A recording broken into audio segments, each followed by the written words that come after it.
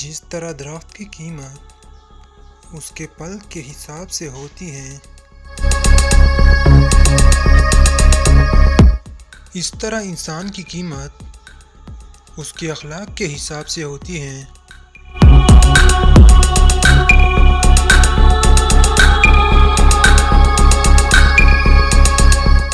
तीन इंसान तीन चीज़ों से महरूम रहेंगे: गुस्से वाला सही फैसले से,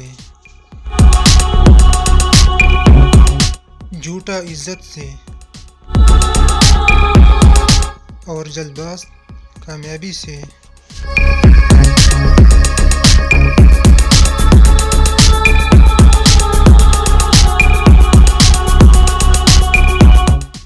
जहां आपकी इज्जत ना हो,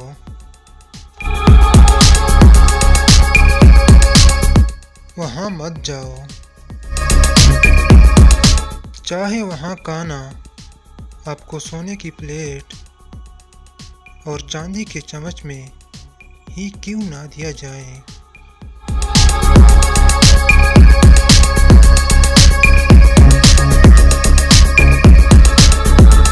किसी की खुशियों में शरीक होने से उसकी खुशियाँ दुगनी हो जाती हैं